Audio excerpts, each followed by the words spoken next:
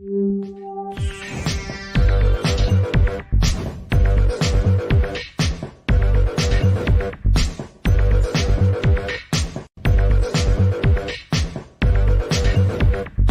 everybody, welcome to the show. You know where you are, the 9 and 9 with me, Tigo. And if you're sitting right there, you know what's about to happen. We got another great expert coming our way. But this expert is a VIP expert. He's been here before. He's going to talk to us about some amazing things over the next 3 months. But today, we're going to talk about karma. Well, really, he's going to talk about karma is a, we'll fill that in later. Sit right there. We'll be right back.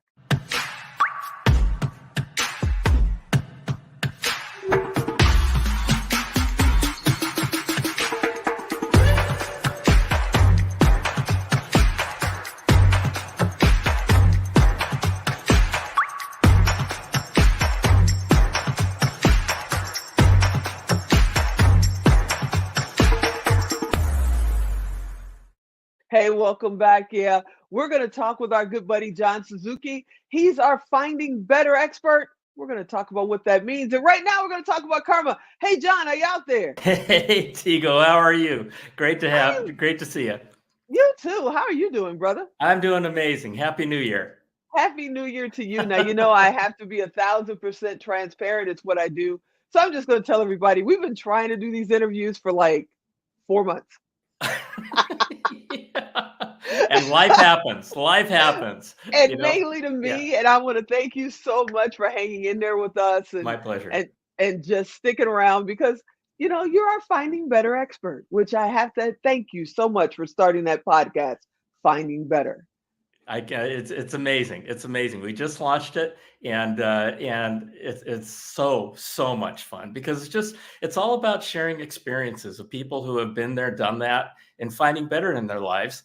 And they say that the greatest form of flattery or plagiarism is the greatest form of flattery. So the idea is, you know, sharing our experiences so that people can apply them as they wish to their own lives. So it's pretty fun. That's kind of a great segue into, you know, our conversation today, because you were sharing a little bit of a story about karma with me. And you know the old saying, karma is they're filling that in somewhere. There's somebody's kid watching, so I'm not filling it in. Yeah. But tell me about karma. Why do you say that? What happened? What's going on? Well, here's the thing. Karma can be that. Karma can absolutely be that. But it can also be, I have found, a wonderful, wonderful friend. And, you know, one of my quick story is that when I was growing up, when I was 16 to 18 years old, I was working on a golf course just outside of central Los Angeles. It's now called Chester, Washington Golf Course. And it was a predominantly Black area. And one day I walk into the pro shop that I'm managing, and I see this plastic bag. A brown paper bag on the counter there. And I'm like, gosh, these guys. You see, one of the rules on the golf course at the time is no guns on the golf course. So these guys, seriously, these guys would check their guns in with me at the pro shop, and I would then stick them in the safe. So I come in from the bathroom, and I see this brown paper bag, and I'm like, God, you guys, don't leave your guns on the freaking counter. And so I go and pick up the brown paper bag, and I lift it up, and I'm like, this is not a gun.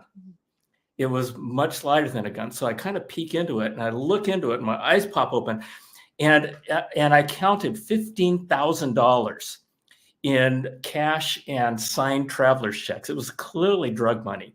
Now, I'm a kid making $2.25 an hour at that time, right? $2.25 as the manager.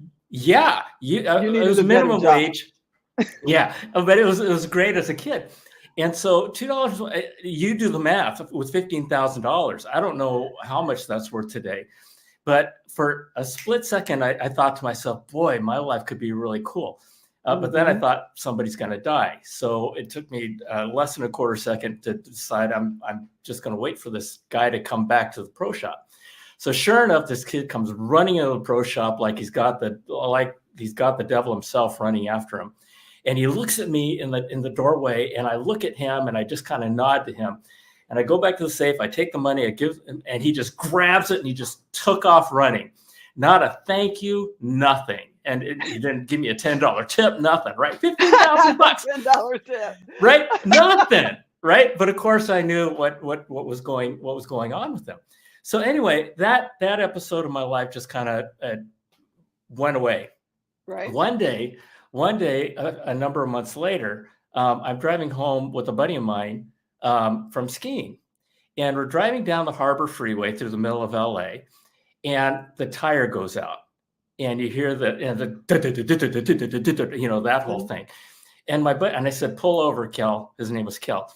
And instead of pulling over, he got off of the exit. And this is Slauson. And this was right in the middle of I'm sorry to say, but it was gang country back then. Yeah. Right. And so I'm like, oh my God, why didn't you stay on the freeway? So anyway, he parks the car at the bottom of the off ramp where there's this gas station. It's 11 o'clock at night. There's nobody there. And I am scared to death. And so I get out of the car, I lift up the hood of the car, or go to the trunk and take out the stuff. And then this van drives up. It's a blacked out, huge van. The windows are blacked out, everything. And so I'm like, oh no, we're dead. And sure enough, the driver rolls down his window, and he's this big, gigantic man with aviator sunglasses on at 11 o'clock at night. And I'm like, oh my God. And then sure enough, the panel of this van opens up, and there's 6 guys in it. Huge guys. And they're just sitting there looking at me, and there's nobody else around. And I turned to my buddy and I said, Kel, we're dead. We're dead. But they didn't move. They didn't get out of the van or anything. And so I slowly and deliberately, no fast moves or anything like that. I took out my lug wrench and I changed the tire, and I put everything away. And as I'm getting into the driver's seat to drive away, I look at the driver, and he just gives me one of these. Just one of those really quick nods, where you snap your chin back. Yeah, that's so a Chicago thing. Yeah. Yeah. Is it? And so, yeah, he just does that, and I just waved at him, and we were off. It wasn't until years later, that I was recounting both of those episodes, and I realized, oh my gosh, those guys were there to make sure nothing bad happened to us. They might have saved our lives. They were our guardian angels that night. Yeah, because you almost became a Law and Order episode. Exactly. What happened to John in the middle of? Yeah. I'm hearing the music in my head right now. It's like, yeah. Okay. So anyway, the whole idea with this is that, holy cow, you've got this experience, and I absolutely, positively, no question believe that episode with that $15,000 and my flat tire off the Harbor Freeway absolutely were related. And that's where I say karma can be a wonderful, wonderful friend. If you do bad things, karma can be that one thing. But if you do good things, I think karma can work for you that way too. And so does that mean that these are the kinds of stories that we'll find on Finding Better? Oh, absolutely. Absolutely. Karma's all around us. I mean, this universal energy is real. I'm going to talk about that too. And so, but yeah, I thought that this, being a new year, this would be a fun thing to share. You're amazing. How do people find out about Finding Better? Well, they can go to my YouTube channel. It's Finding Better Podcast. And they can also go to my website at johnsuzuki.com. And, it's all about giving. It's all about giving. It's all about sharing. I believe that we're all here for a common purpose, and that is to make the world a better place than the day we landed on it. And, a better you, a better me, a better us, it really does make the world better. So that's what we want to do with it. I think it's amazing, but I have to tell you, not knowing for sure if that kid who ran in was actually the kid for that money you could have had an entirely different turnout if somebody else ran in 1 minute Yeah. later. Yeah. You know? No, that's right. That's right. That's right.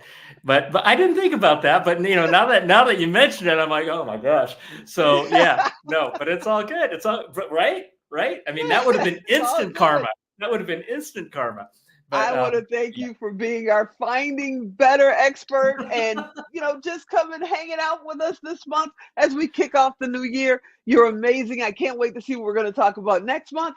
And do me a favor, when you get a flat tire, pull over to the side of the road. Don't go into the gangland. What is wrong with you? I wasn't driving. My buddy was driving. All right, I'll talk to you next month. All right. Thanks, Tigo. Hey everybody, I enjoyed that episode. I hope you did too. Karma truly is a sometimes, and it really can come back and do something great for you. So, you know, put your better foot forward, as my mother used to say back in the day, and keep that karma, the negative karma, away from you. All right, I'm Tigo, and you know what? I'll talk to you next time.